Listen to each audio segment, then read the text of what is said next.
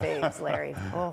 Most of us would like to live in a way that doesn't damage the planet, but most of us probably find a lot of the ways not to do that because it's inconvenient or we're attached to our habits. Environment and technology writer Paul Greenberg has some concrete suggestions to help us do the right thing. His book about seafood called For Fish gained worldwide attention and won him a James Beard Award.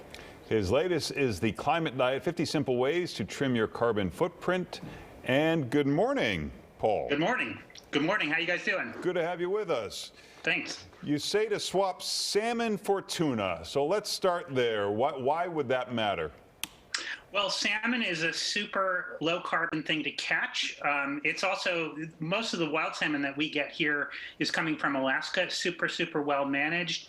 And it's just, frankly, also a lot of times it comes to us frozen. And believe it or not, frozen fish is often better than fresh because it's frozen, it's put down to temperature, sent very low carbonly, if that's a word, via ship. And it just ends up being just a lower carbon footprint overall. Something else you can do for the environment at home, eat less cheese and more chicken. Yeah, a lot of people, I don't know out in Chicago, but a lot of people are going vegetarian out here. And what happens is a lot of times people stop eating meat and then they start eating a lot of cheese. But it turns out that the cheese has almost double the carbon footprint of eating chicken. So, you might want to be a kind of chickenitarian, mostly vegetables, but a little bit of chicken. And what about, obviously it seems obvious that bottled water is not as good as tap water, but sometimes tap water just tastes terrible and sometimes not that healthy for you, depending on where you live. Well, 90% of Americans have access to clean, potable tap water 24 hours a day, 365 days a year. And you think about that, there's just millions and millions of barrels of oil go into making all those plastic bottles. It's really not such a good deal. And I'd rather see, personally, that other 10% that doesn't have access to quality drinking water, that we fix that rather than throwing a lot of plastic bottles at them. I just think that's not really the way to go. You also say when you're cooking to keep lids on pots. That saves energy somehow? It does. In fact, about 50% more energy gets saved when you put your lid on your pots. There's a whole lot of other things that you can do in the kitchen.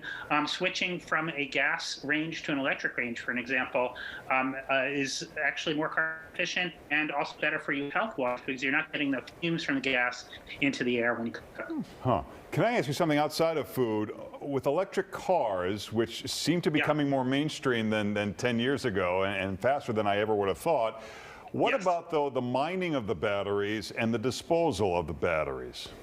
Well, I have to tell you, I tried out an electric car for 2 weeks, thanks to Nissan, and here in New York City. And I was expecting to have a horrible time because I'm a street parker, but I was able to find tons of charging stations. It was really, as you say, super good with the acceleration. And, yes, there are issues around batteries, but they're getting more efficient. The car that I had a 250-mile range, so that was pretty impressive. But I'd say, as long as we're going to talk about transportation, if we're going to do electric cars, let's also have more public transportation, more buses, more trains, because we're not going to get there just with electric cars. But do you need those things if the world is starting to go towards telecommuting? You invest all this money in public transportation, then nobody uses it. Well, it's true. I mean, and we did see in the United States, we lowered our carbon footprint by about 10% during the pandemic, a lot because people stayed home. And frankly, I do think we should shift over to more telecommuting and keep what we started doing during the pandemic and make that our norm.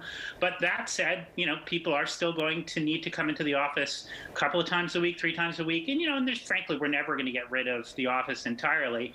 And I think to pick up the slack, rather than just, in a frightened manner continue to go back into our cars, people who are going into work, I'd much rather see them in public transportation than in a gas-powered vehicle. Last thing, I know people think that when they put that standby mode on their electronics that they're saving energy. You say not at all. No. Well, I mean, that's some people in the environmental space call that vampire power because literally when you have stuff in standby, it's continuing to suck power out of the socket. Much better to shut your things down altogether.